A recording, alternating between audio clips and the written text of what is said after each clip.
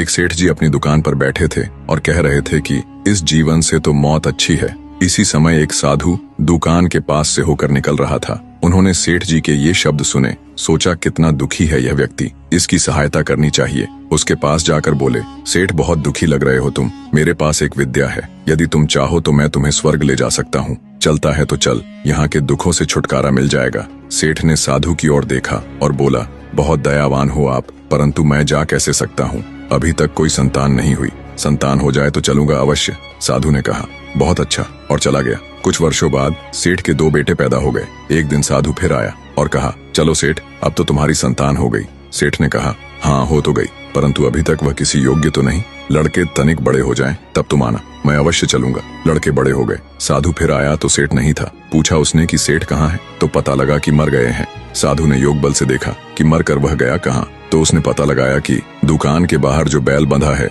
वही पिछले जन्म का सेठ है। उसके पास जाकर साधु ने कहा, अब चलेगा स्वर्ग को। बैल जो सेठ था उसने सर हिलाकर कहा, कैसे जाऊं, बच्चे अभी ना समझ हैं, मैं चला गया तो कोई दूसरा बैल ले आएंगे। जितनी अच्छी प्रकार से मैं बोझ उठाता हूँ उतनी अच्छी प्रकार से दूसरा बैल बोझ नहीं उठाएगा तो मेरे बच्चों को हानि हो जाएगी। ना भाई, अभी तो मैं नहीं जा सकता, कुछ देर और ठहर जाओ। 5 वर्ष व्यतीत हो गए। साधु फिर वापस आया, देखा तो दुकान के सामने अब बैल नहीं है। दुकान के मालिकों ने एक ट्रैक्टर खरीद लिया है। उसने इधर उधर से पूछा कि बैल कहाँ गया। ज्ञात हुआ बोझ ढोते ढोते मर गया। साधु ने फिर अपने योग बल का प्रयोग करके पता लगाया तो पता लगा कि वह सेठ अपने ही घर के द्वार पर कुत्ता बनकर बैठा है। साधु ने उसके पास जाकर कहा, अब तो बोझ ढोने की बात भी नहीं रही, अब चल तुझे स्वर्ग ले चलूं। कुत्ते के शरीर में बैठे सेठ ने कहा, अरे कैसे ले चलेगा, देखता नहीं कि मेरी बहू ने कितने आभूषण पहन रखे हैं, मेरे लड़के घर में नहीं हैं, यदि कोई चोर आ गया तो बहू को बचाएगा कौन। नहीं बाबा, तुम जाओ, अभी मैं नहीं जा सकता। साधु चला गया।